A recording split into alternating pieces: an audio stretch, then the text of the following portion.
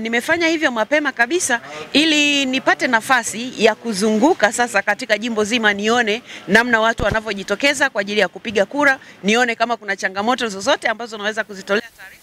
Lakini kwa hapa ambapo mimi nimepigia kura, kuna vituo kadhaa hapa. Hiki kituo nilichopigia kura ni kimoja wapo, na naona watu wengi tu wameshapiga kura na wengine nimepishana nao wakati wakitoka hapa. Na sasa hivi mimi nimepiga kura, nilikuwa sehemu ya foleni ya watu wanaopiga kura. Kwa hiyo watu wako wengi sana hapa, na nikiangalia upande wangu wa kulia hapo kuna wengine wako kwenye foleni wanapiga kura.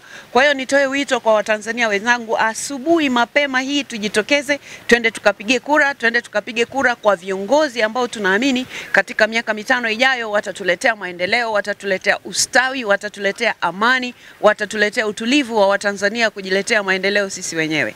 Kwa hiyo nitoe wito wote twende huko. Lakini kwa habari ya kujitokeza watu, mimi kama mgombea wa ubunge jimbo hili la Uyole, ninaamini kwamba Uyole tutaongoza kwa idadi ya watu watakao kuwa wamejitokeza kwenye vituo vya kupigia kura, kwa sababu tumehamasishana sana, tumejihamasisha wenyewe, na kama waandishi wa habari mlivyopata kuona hapa, kwa kweli watu waliojitokeza ni wengi sana, na hiki ni kituo kimoja, tunaelekea kwenye vituo vingine. Hii yote inaonyesha kwamba upigaji wa kura unaendelea vizuri kwa amani na utulivu, na hakuna hapa mtu yeyote anayemtisha yeyote, hakuna kwa kweli.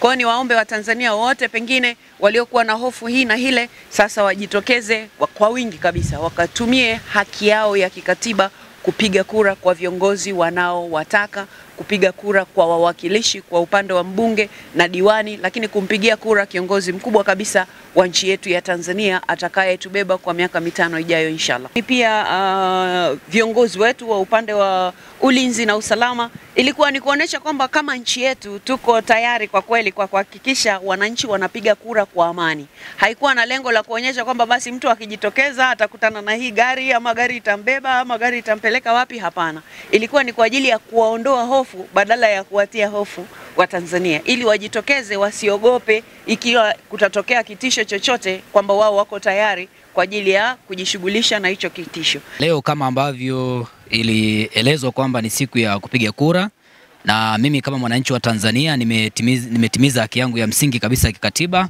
ya kupiga kura, kuchagua viongozi ambao wataliongoza taifa hili na kuniongoza mimi pia kwa miaka mitano.